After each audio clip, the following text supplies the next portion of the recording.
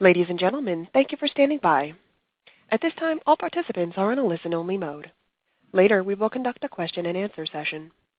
At that time, if you have a question, simply press star, then the number 1 on your telephone keypad. If you'd like to withdraw your question, press the pound key at any time. Please note each person is limited to one question before being asked to rejoin the queue. As a reminder, this conference call is being recorded on January 27, 2021. I would now like to turn the call over to Dave Cressy, Investor Relations Manager at MarketAxess. Please go ahead, sir. Good morning, and welcome to the MarketAxess fourth quarter 2020 conference call. For the call, Rick McVey, Chairman and Chief Executive Officer, will review the highlights for the quarter and full year 2020. Chris Concannon, President and Chief Operating Officer, will discuss automation and growth initiatives. And then Tony DeLise, Chief Financial Officer, will review the financial results. Before I turn the call over to Rick, let me remind you that today's call may include forward-looking statements. These statements represent the company's belief regarding future events that, by their nature, are uncertain. The company's actual results and financial condition may differ materially from what is indicated in those forward-looking statements. For a discussion of some of the risks and factors that could affect the company's future results, please see the description of risk factors in our annual report on Form 10-K for the year ended December 31st, 2019, and our quarterly report on Form 10-Q for the third quarter. I would also direct you to read the forward-looking statement disclaimer in our quarterly earnings release, which was issued earlier this morning and is now available on our website. Now let me turn the call over to Rick. Good morning, and thank you for joining us to review our fourth quarter and full year 2020 results. We finished the year strong with significant business momentum in the fourth quarter. Market share gains in core products fueled a 32% year-over-year increase in revenue and a 51% increase in operating income. Revenue for the quarter was $171 million, and EPS of $1.91 was up 45% versus last year. High-grade market share reached a new high of 22.8%, and high-yield share surged to a new record of 17.1%, up from 10.6%. Open trading volume grew 63% to $218 billion in the fourth quarter, driving estimated transaction cost savings of $225 million to our clients. We closed on the acquisition of Deutsche Börse's regulatory reporting hub during the quarter, and client onboarding and integration is underway. On the back of the strong results, our board of directors approved an increase in our quarterly dividend to 66 cents per share, up from 60 cents. Slide 4 highlights our record full-year results. Our long-term results show consistent execution of our growth agenda with strong 5-year and 10-year compound revenue growth of 18% and compound EPS growth of 25%. For full year 2020, revenue growth was 35% and EPS growth was 45%. The results this year reflect strength in all of our core credit products, with record volume and revenue in U.S. high-grade, high-yield, global EM, Eurobonds, and munis. Total credit trading volume was up 29% in 2020 to $2.6 trillion. Active trading client firms during 2020 surpassed 1,800, about half of which are outside of the U.S. Open trading grew to 33% of our traded volume, up from 26% in 2019. Estimated transaction cost savings from open trading skyrocketed to $1.1 billion for the full year. Investors and dealers both initiated record order flow into our open trading liquidity pool in 2020. Slide 5 provides an update on market conditions. As of year-end, high-grade credit spreads have recovered to pre-pandemic levels. Credit spread volatility has also been declining over the last several quarters. High-grade and high-yield bond issuance peaked in Q2 and fell back to more normal levels in Q4. As a result of the combination of lower volatility and more normal new issue activity, TRACE volume was up just 9% year over year in the fourth quarter. Average years to maturity for corporate bonds traded on the system remained at the high end of the historical range at 9.4 years. This is one of the factors contributing to our increase in fee capture per million in high grade. These market conditions are normally not favorable for volume growth.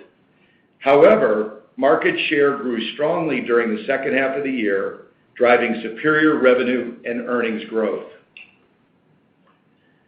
Slide 6 provides an update on Open Trading. Open Trading saw sustained growth even though market conditions normalized in the second half of the year, demonstrating the central role of our marketplace in today's credit market. Open Trading credit volume in the fourth quarter increased 63%, and overall credit trading revenue grew 34% versus last year. For the quarter, Open Trading represented approximately 34% of our global credit trading volume, up from 27% in the fourth quarter of 2019. Dealer-initiated Open Trading volume grew 70% year over year, and over 1,600 unique client firms completed at least one trade in Open Trading during the quarter. Open Trading volume shows strong growth trends in each of our core products. We are creating new trading and portfolio opportunities for our clients by delivering over 28,000 Open Trading orders per day, totaling $15 billion in daily notional value. During the year, we also delivered important protocol enhancements, including Live Markets, our order book for actively traded corporate bonds, as well as Mid-X, our sessions-based matching platform that utilizes our Composite Plus mid-market data. Now let me turn the call over to Chris to provide an update on automation, information services, and post-trade. Thank you, Rick. Slide 7 demonstrates the growing momentum of automation in credit trading. Automated trading volumes rose to $32 billion in the fourth quarter, up from $24.3 billion in the fourth quarter of 2019. AutoX trade count grew in the quarter to 163,000, up 28% from the prior year. We are also seeing a healthy adoption of AutoX across Eurobonds, high yield, and emerging market bonds. The average trade size conducted through AutoX is also rising. In U.S. investment grade, the average trade size in 2020 grew 14% compared to 2019 and 40% compared to 2018. Clients continue to increase the size of their orders as they gain comfort with the execution quality of our AutoX solution. The use of dealer algorithms continues to grow on the platform, with approximately 3.9 million algo responses in the fourth quarter, resulting in 308,000 trades. The average number of responses per inquiry remains strong, which ultimately improves the likelihood of execution across the platform. Our new automated liquidity provision solution, Autoresponder, has seen early traction. The solution allows investors to automatically respond to requests for liquidity through Open Trading. In 2020, over $10 billion in notional value was automatically made available through our Autoresponder solution. As the overall share of electronic trading grows in credit, we are seeing continued demand for our automated trading solutions. Slide 8 provides an update on product diversification. Market data and analytics have never been more in demand than today. Information services revenue reached $34.3 million for the year, with a 5-year compounded growth rate of 11%. Our unique data solutions are assisting bond pricing and liquidity providers on our trading platform, thus helping to generate greater transaction volume. In the years following the implementation of MiFID II, our post-trade services business has grown substantially. Post-trade revenues were $19.5 million in 2020, up 23% year over year. Reflecting our commitment to post-trade, we recently announced the completed acquisition of Deutsche Börse's regulatory reporting hub, which adds significant client penetration in continental Europe and strengthens our data capabilities. Our rates business hit a critical milestone in the fourth quarter by integrating U.S. Treasury trading capabilities within the MarketAxess platform, providing a centralized fixed income trading solution with a full click-to-trade suite of products. This allows current credit trading users to seamlessly access this unique rates trading solution with complete post-trade integration. We also launched our net hedging solution in Q4, which supports our credit trading clients' ability to efficiently hedge their corporate bond transactions.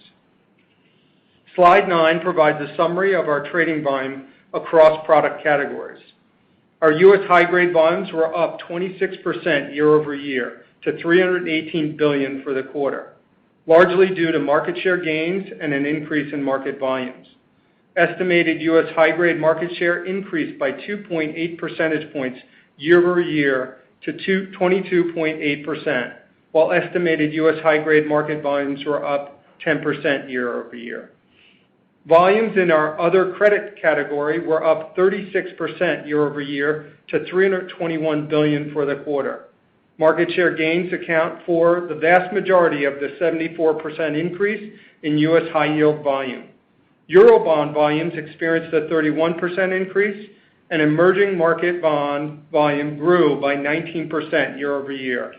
I am also excited to report that our municipal bond volume doubled year over year. Our rates business maintained its dealer-to-dealer market share compared to Q4 of 2019 in what was a difficult market environment. We believe the investment made in new trading technology, expanded product coverage, and enhanced data tools will continue to differentiate our rates offering.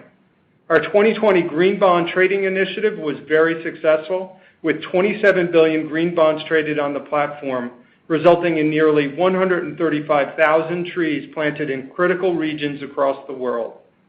With 3 trading days remaining in January, estimated U.S. TRACE market volumes are running more than 10% above January 2020, while estimated Eurobond and emerging markets volumes are similar to January 2020. Estimated combined market share across our 4 core products is seasonally below the fourth quarter levels, but well above the January 2020 levels. Our month-to-date average daily trading volume in credit products is up more than 20% versus January 2020. Now let me turn the call over to Tony to provide an update on our financials. Thank you, Chris.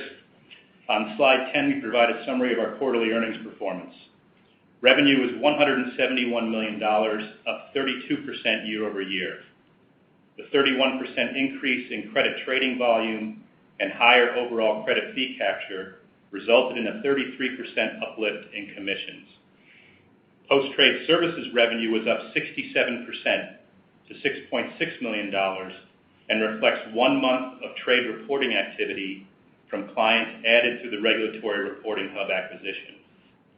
Operating income was up 51% year over year, and operating margin reached 53.5% during the quarter. Full year 2020 operating margin was up more than 5 percentage points to 54.4%. The effective tax rate was 19.2% in the fourth quarter, and our full year effective tax rate came in at 20%, which was right at the low end of our 2020 guidance range. On slide 11, we have laid out our commission revenue, trading volumes, and fees per million. Total variable transaction fees were up 40% year over year, driven by the increase in credit trading volume and higher U.S. high-grade fee capture. U.S. high-grade fee per million was down $12 versus the third quarter level, but $17 higher year over year. A combination of shorter duration and higher weighting to larger trade sizes accounted for the sequential decline in fee capture. Our other credit category fee capture decreased by $6 on a sequential basis, but was $11 higher year over year. The slight drop in sequential other credit fee capture was principally due to a mix shift with a greater weighting towards Eurobonds and emerging markets sovereign bonds. The sequential change in distribution fees was due to variances in unused minimum commitment fees under all variable dealer plans. Slide 12 provides you with the expense detail. The year-over-year rise in compensation and benefits was due to an increase in headcount of 79 personnel in support of our growth initiatives. The increase in professional and consulting expenses is due to a variety of factors, including M&A transaction and integration costs and consulting costs associated with our clearing and settlement transition projects. Higher depreciation and amortization reflects the continuing investment in product development and the trading platform, along with the amortization of acquired intangibles. Clearing costs were up almost 50%, reflecting the 63% increase in open trading volume. As I mentioned on the third quarter earnings call, we expect our steady-state third-party clearing costs for credit trading, measured as a percentage of open trading revenue or on a per-ticket basis, to decline by upwards of 1/3. Excluding M&A transaction and integration costs and the amortization of intangible assets associated with the Regulatory Hub acquisition, expenses were up 12% in the fourth quarter. On slide 13, we provide balance sheet information. Cash and investments as of December 31st were $489 million, and free cash flow reached a record $340 million in 2020. Dividends and share repurchases aggregated $150 million, and capital expenditures were $46 million in 2020. With the announced increase in the quarterly dividend to 66 cents per share, we have tripled the dividend level over the past 5 years, which matches the growth in earnings and free cash flow generation. Our board recently authorized a new $100 million share repurchase program to replace the plan expiring at the end of March. As has been our practice, the principal purpose of the repurchase plan is to offset dilution from employee equity grants. During the fourth quarter, we also entered into a new $500 million revolving credit facility with a syndicate of banks to support our clearing activities and add financial flexibility. There were no borrowings outstanding at year-end under this facility. On slide 14, we have laid out our 2021 guidance for expenses, capital expenditures, and the effective tax rate. We expect that total 2021 expenses will be in the range of $362 million to $382 million. Employee compensation and benefit costs are expected to represent around 50% of total expenses, consistent with the trend over the past several years. We have built the plan using a sterling to U.S. dollar exchange rate of 1.35, which has the effect of adding around $4 million to the expense guidance. This guidance range reflects a full year of operating expenses related to the Regulatory Reporting Hub acquisition, including an estimated $5 million for amortization of acquired intangibles and $5 million in non-recurring integration costs. Excluding the expenses related to Regulatory Reporting Hub, the midpoint in the guidance range would represent an approximate 13% year-over-year increase in expenses on a constant currency basis.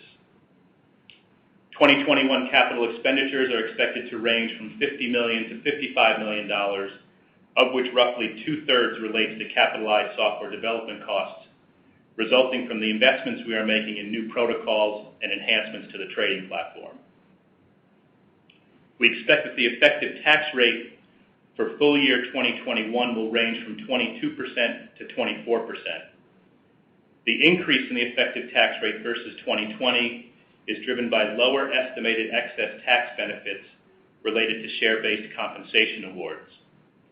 Based on the expected timing for realizing the excess tax benefits, the effective tax rate will likely be in the 20% range in the first quarter, and then the 24% to 25% range in the second, third, and fourth quarters.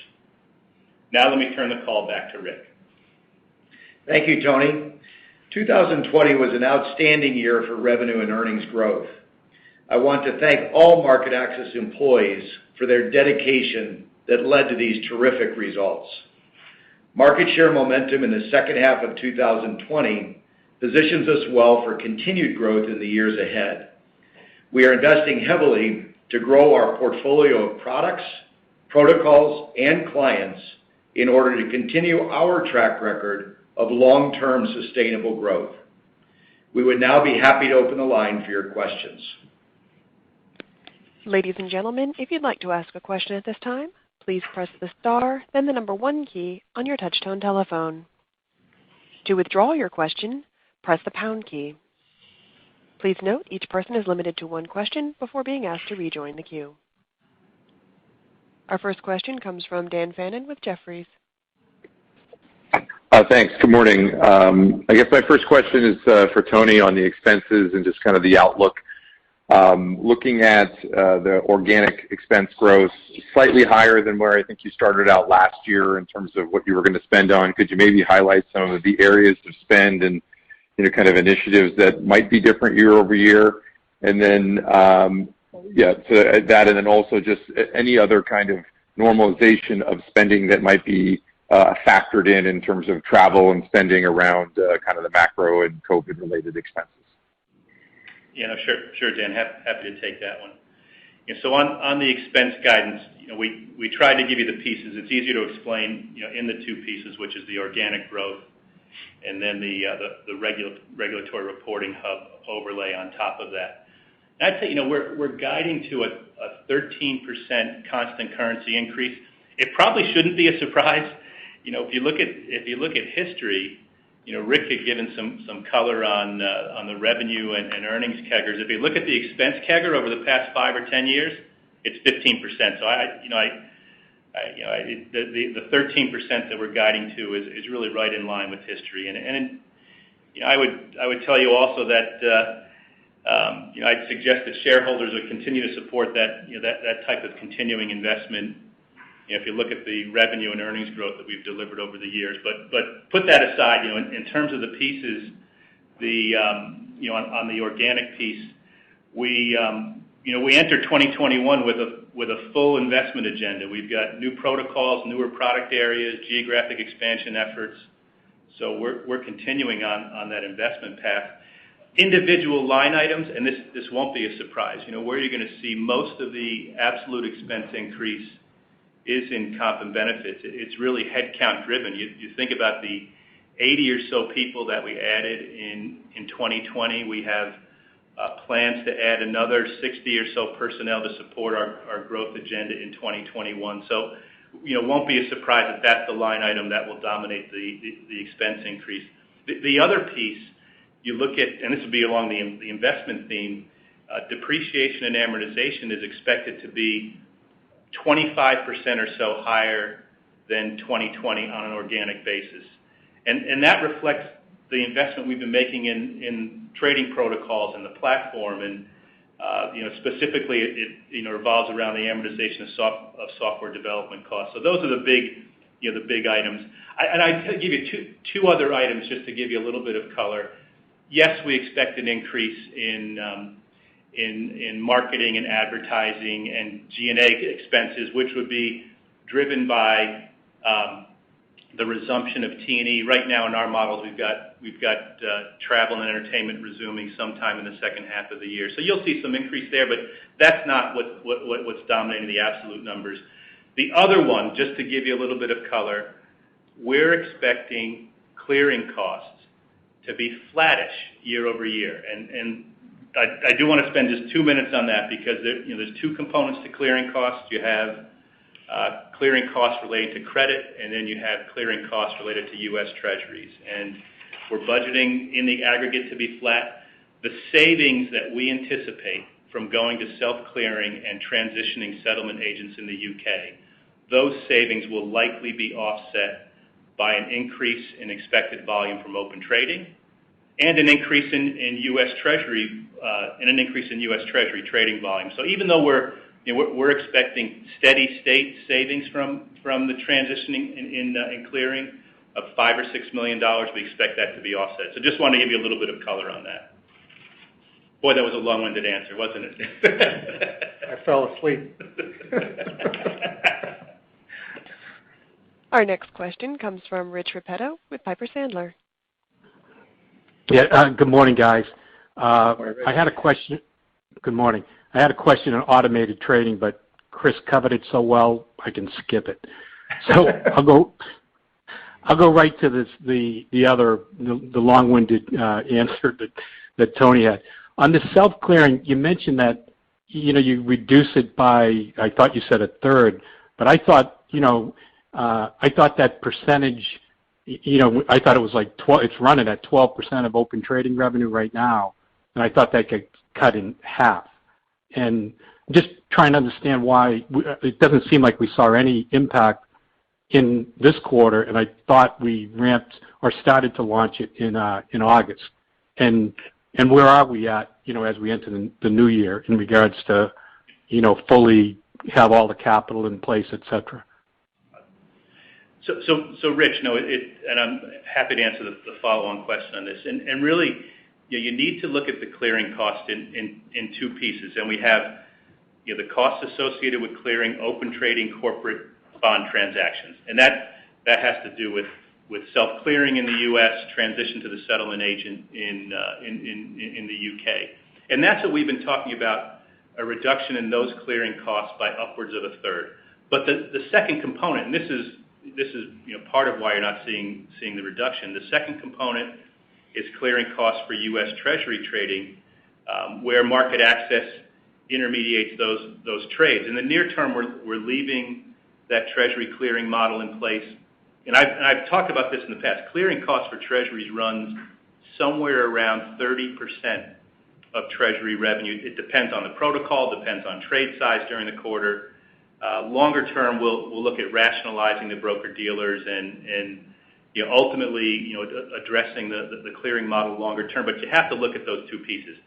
Now, in the fourth quarter, and admittedly, we did see some improvement in clearing costs. So, for example, as a percentage of Open Trading revenue for credit, clearing costs were a little more than 9%.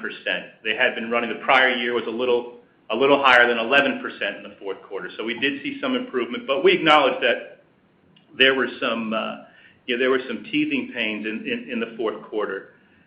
We're still, we're looking at 2021 expenses, third-party clearing cost expenses for credit. We believe that the savings will be upwards of a third on a steady-state basis, whether you look at it as a percentage of Open Trading revenue, on a per ticket basis, on a per million traded basis.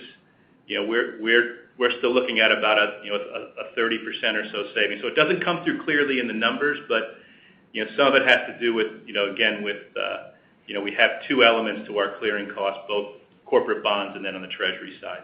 And Rich, just to complete that thought, if you look at our self-clearing, it's fully converted in the U.S. Across our products in OT, so we're fully up and running.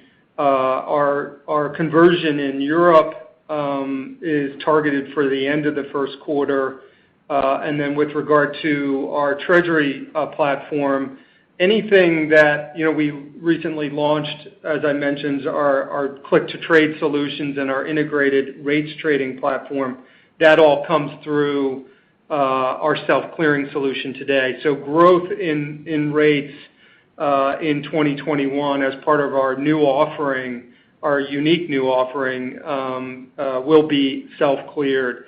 We're also looking at our third-party clearing relationships and with regard to our current D2D platform, and we continue to look at optionality, whether we want to self-clear and when. So a lot of movement will continue to happen in 2021 with regard to third-party clearing. Our next question comes from Chris Allen with Compass Point.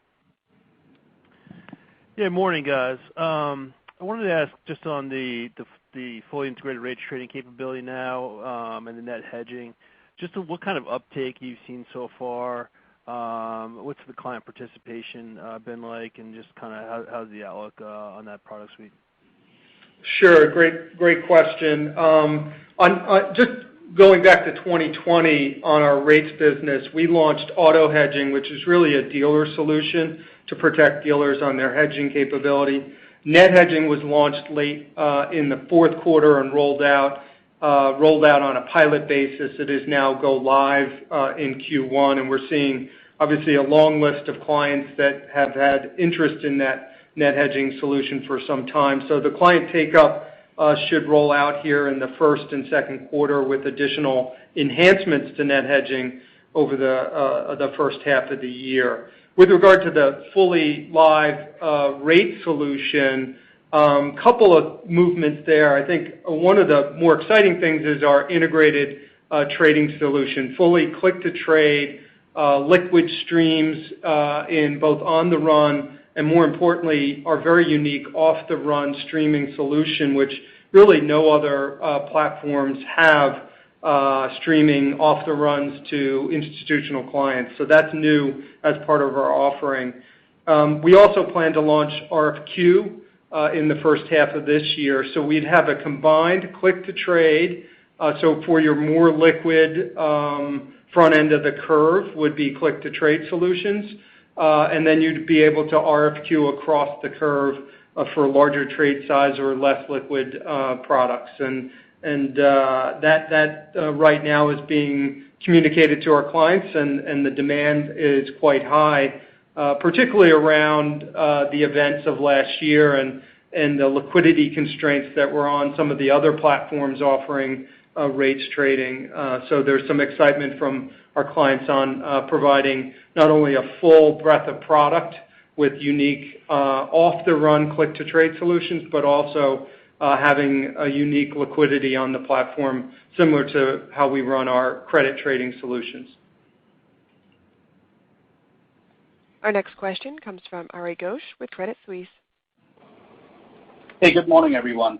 Maybe a quick one for either Rick or Chris on the evolution of the muni and the EM markets over here. Looking at both EM and especially munis, they have lower level of electronification, limited data and transparency. So I was hoping that you could talk about your broader strategy, including initiatives to leverage in platform data and your recent acquisitions to kind of solve for these inefficiencies.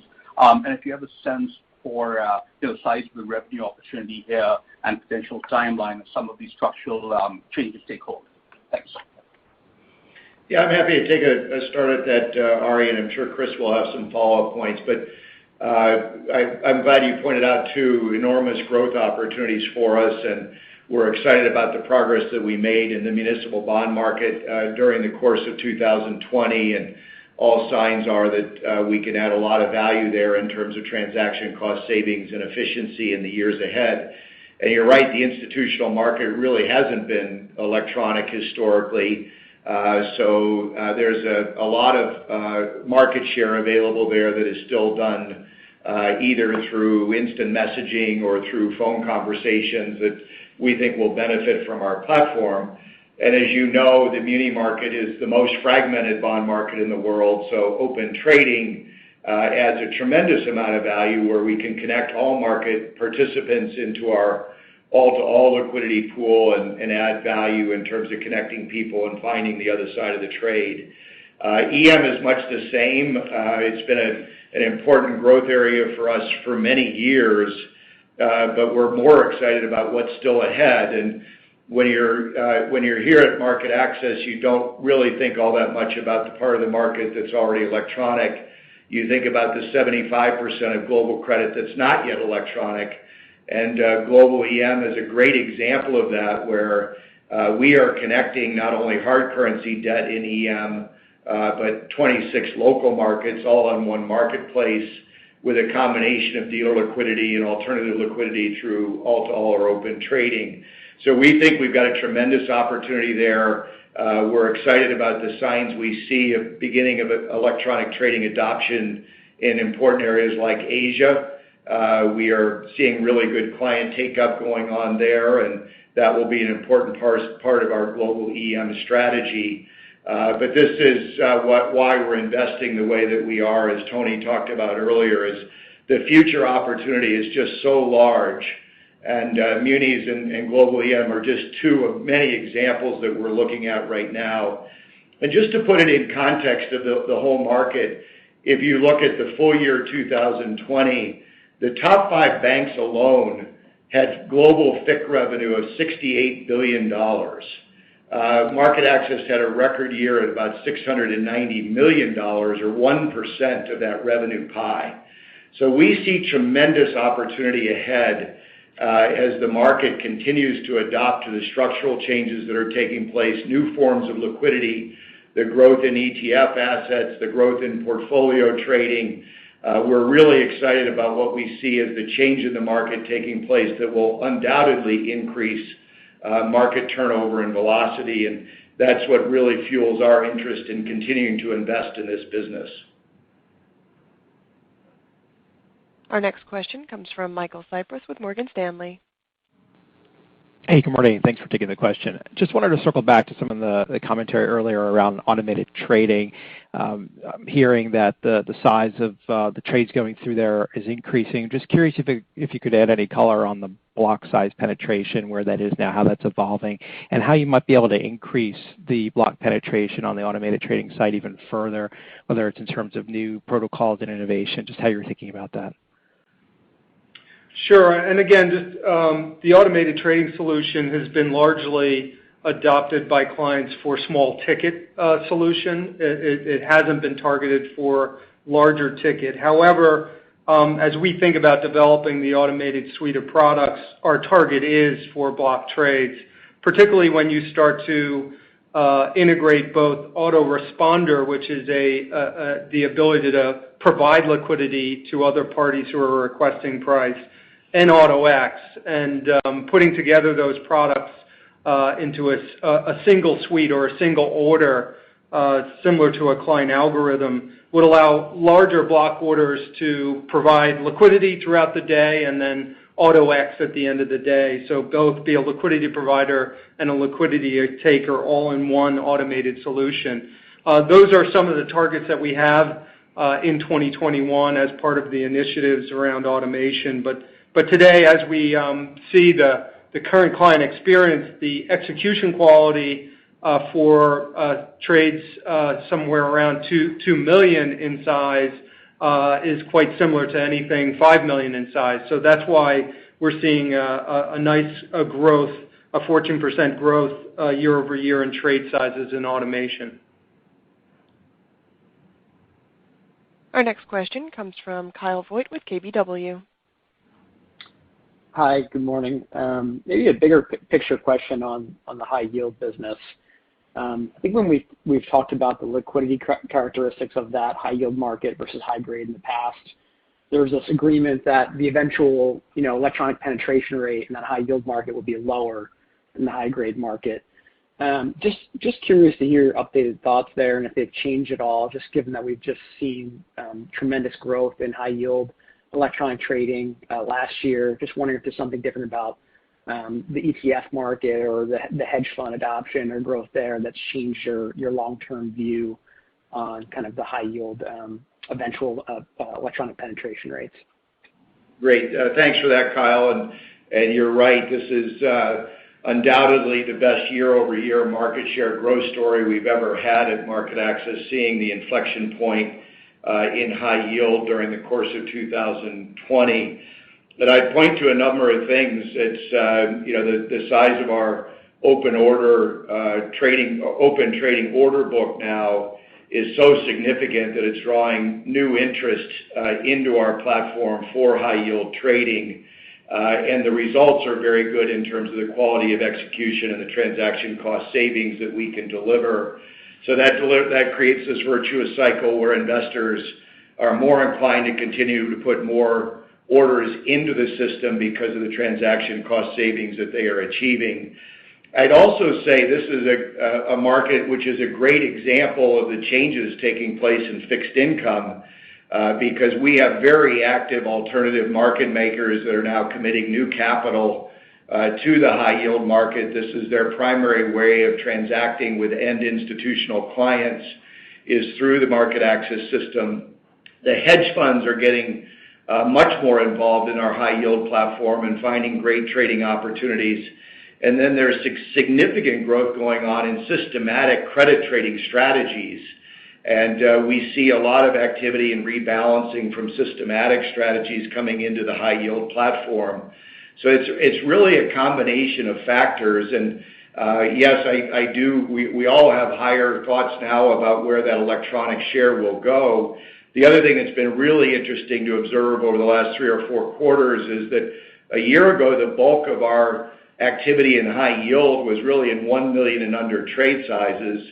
We're now doing significantly better in round lot high yield trading, and which is a terrific sign that the market is getting much more comfortable putting larger trade sizes through on the high yield system.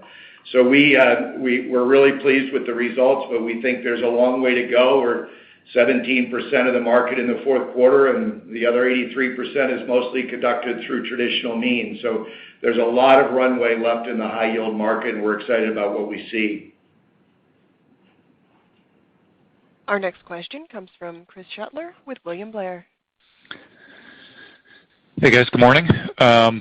Just another big picture question to kind of follow up on that last one. I know, market share is going to vary in any given year based on the conditions in the market, but over, let's say a 5-year horizon, at this stage, what is your expectation for your market share gains in high grade and in high yield given the acceleration we saw in 2020? I just think that there are many favorable macro trends that are working their way through the global credit markets and leading to very positive market share trends on MarketAxess. And I mentioned them briefly earlier, but the growth in ETF funds under management is driving a lot of activity in the underlying bonds. It's creating a lot of relative value trading activity between the ETF shares and the underlying bond market. Portfolio trading is really driving a lot of activity into our system on managing the tail risk in block bulk transactions that take place. And you're seeing this huge growth in both buy-side and sell-side new entrants and new participants in global credit markets.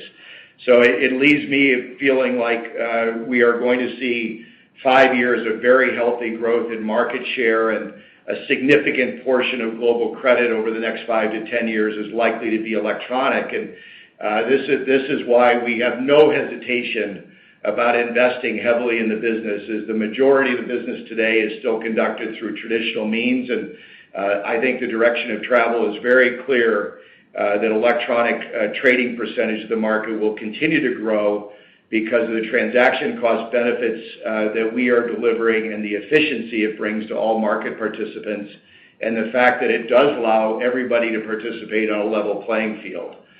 So we see many good years ahead in terms of market share gains. And Rick, I'll just add, when you look at electronic market share growth in the global credit market, it should experience similar characteristics to other markets where you also see, combined with that electronic growth in market share, turnover growth.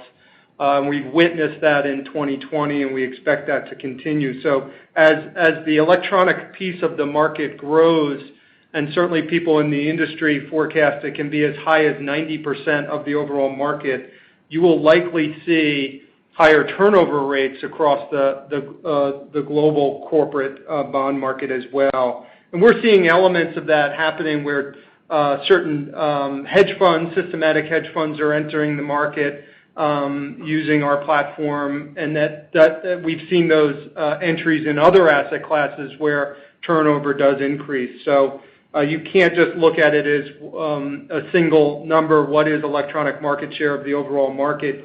You do typically experience higher turnover rates in the market. Our next question comes from Alex Blostein with Goldman Sachs. Hey guys, thanks. Thanks for taking the question. Just maybe building on that last response, can you provide some evidence, over the course of the last year, maybe year and a half, of where larger size trades get broken down into smaller trades that ultimately kind of make their way into your market? I know that's also a big part of some of the initiatives and the protocols that you guys have been putting together. I'm just trying to put some numbers around that and to see how much of that has actually been coming through. The only thing we see large blocks go up, we see large portfolios go up on TRACE, and then we obviously see activity on our platform as a result of those trades. I think one area of evidence that we're benefiting from some of the block trades, aside from just our overall block trade growth rate, and in IG block trading we're up 11% in Q4. It's just our dealer RFQ initiative that we really were pushing throughout 2020 has seen exceptional growth, where dealers are coming to us for liquidation of positions, and largely those liquidations are as a result of a larger block trade that was done, and they have either pieces of that trade that they're unloading or other pieces of a portfolio that they are liquidating. So our dealer RFQ growth rate, and in Q4 in high yield alone, our dealer RFQ offering doubled in volume.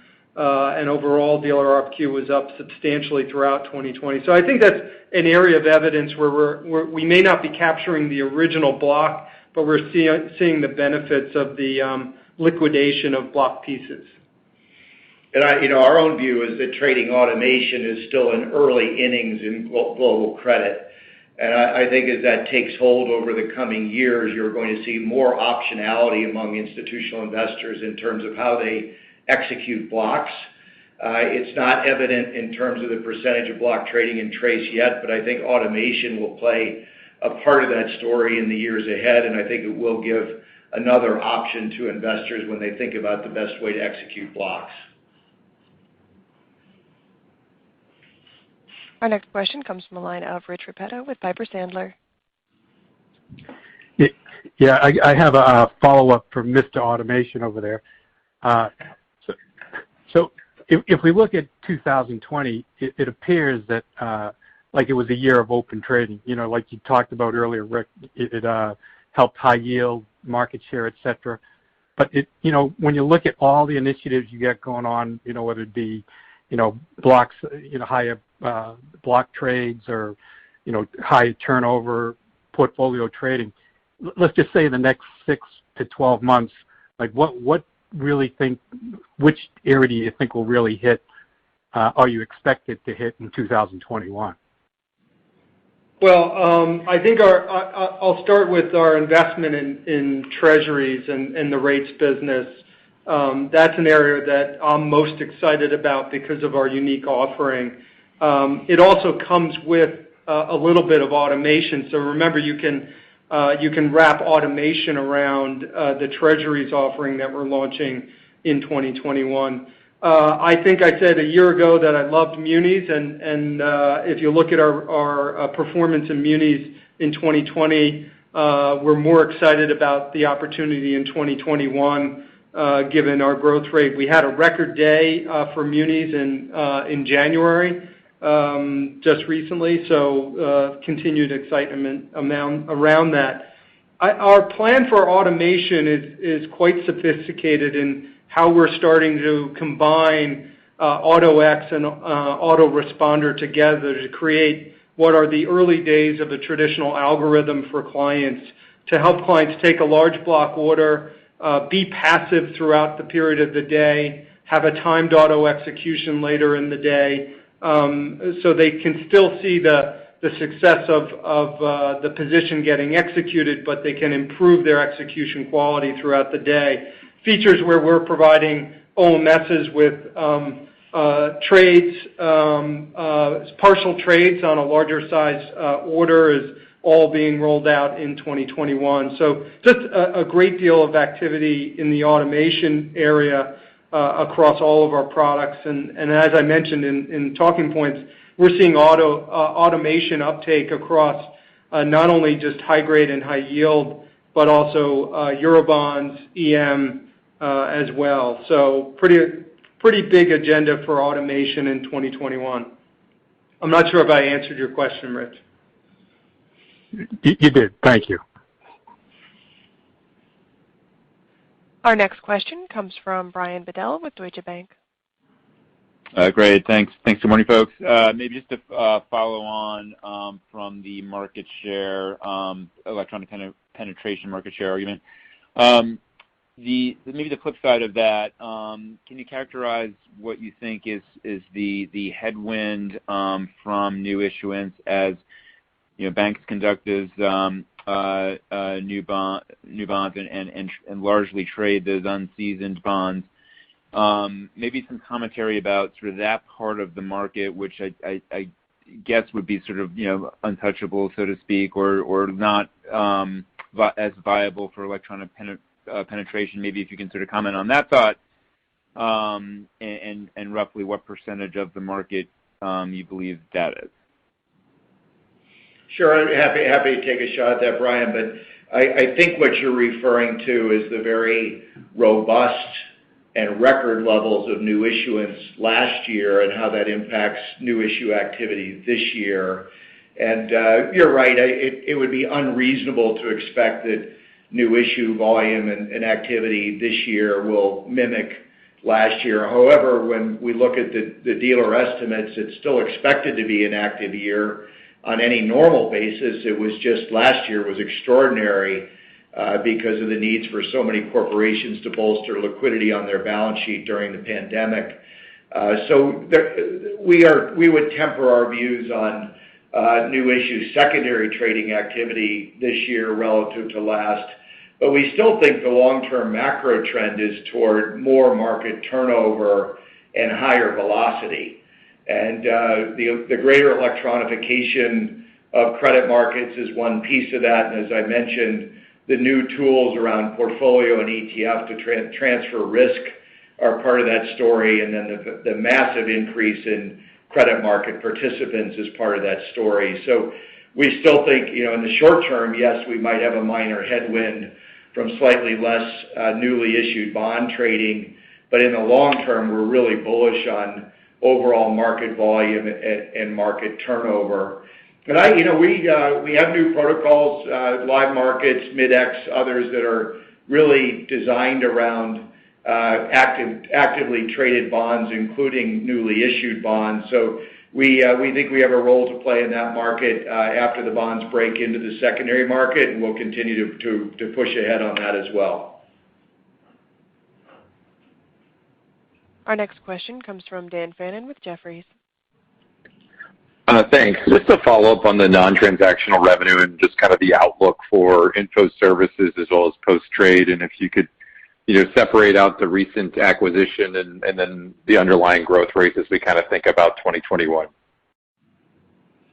Yeah, sure, Dan. So, on the info services side, Chris had some comments that full year revenue was up around 12%, and even when you look at the 5-year compounded annual growth rate for information services, it's right around that 11 or 12% range. In terms of still a little bit of guidance for 2021, we've got a pretty decent pipeline as we enter 2021. We think we can deliver another year of double-digit revenue growth. And we had new data sales last year of about $6.5 million. It was about $5.5 million the year before that. We've got a pretty good pipeline entering 2021. But I just would reiterate what we've said in the past around data, that we're also using data to incent clients to trade more on the platform, and that's a principal use of the content that we're capturing. So, we expect to grow the info services revenue double digits, but again, it is an important piece of the information we're delivering and to help clients make pricing decisions. On the post-trade side, take it in two pieces on the post-trade side, and we had given some color on Regulatory Reporting Hub, what the impact would be. We gave some color in the third quarter. Take that piece, it's somewhere around $1 million per month in revenue is what we're expecting, maybe a little bit higher than that, what we're expecting in 2021. On the organic side, we're expecting double-digit growth on the organic side, and it's really a full year impact of SFTR reporting, which came online midway through 2020.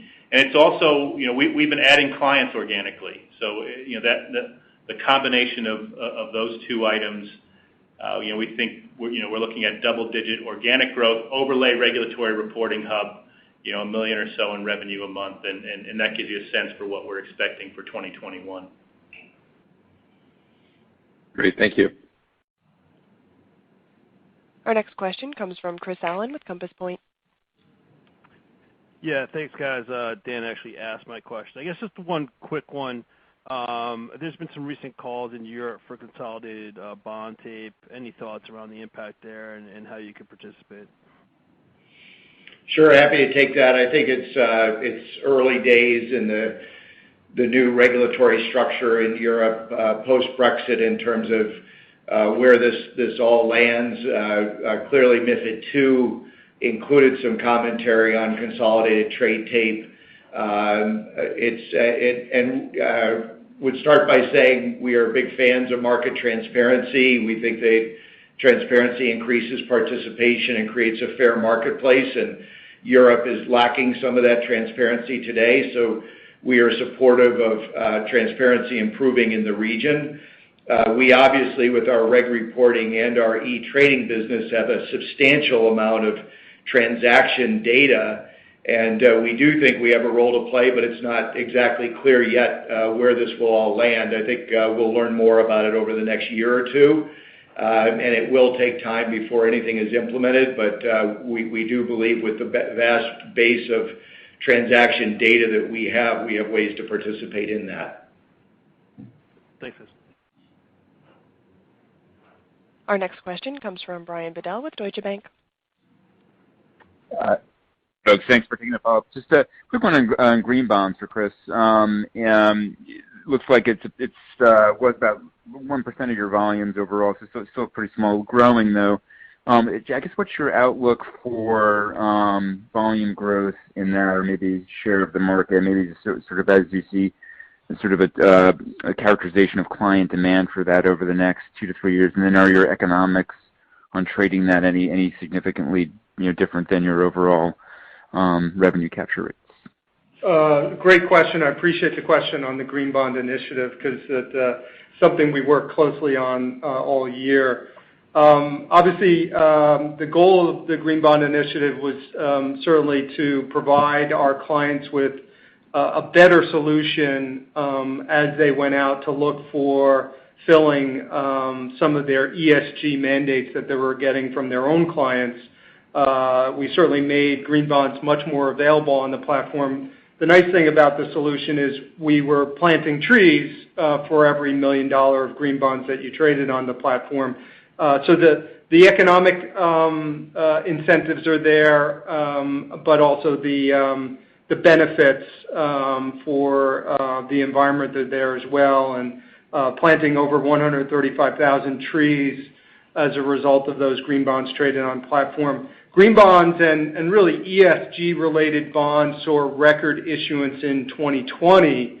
The forecasts for 2021 are even larger. So we expect ESG-related bonds to make up a much larger portion of the new issue market in 2021. And we will continue to run our green bond trading for trees solution. Clients will be getting certificates for the trees that they planted. We're also excited to pick the #1 trading for trees trader on the planet. So they'll get an award as we roll out some of the awards for the environmental efforts that our clients participated in. There's another initiative that's related that I think is worth mentioning because it cuts across many of our products, and that's our diversity dealer solution that we rolled out in the fourth quarter. It's quite exciting because it really solves some of the similar mandates that our clients have around ESG. And this allows diversity dealers to take advantage of our all-to-all marketplace, open trading, and attach themselves to that market and participate in trades where they can also save our clients better execution quality and save them money on their actual execution. So our clients are seeing the ability to select a diversity dealer at the same time as achieve best execution in their execution. So I expect the diversity dealer solution and our green bond solution to be quite exciting solutions as we look into 2021 and all the ESG-related mandates that are coming down from investors across the globe. Good. That's great color. Thank you. I'm showing no further questions in queue at this time. I'd like to turn the call back to Rick McVey for closing remarks. Thank you for joining us this morning, and all the best to all of you for 2021, and stay safe and stay healthy. Ladies and gentlemen, this concludes today's conference call. Thank you for participating. You may now disconnect.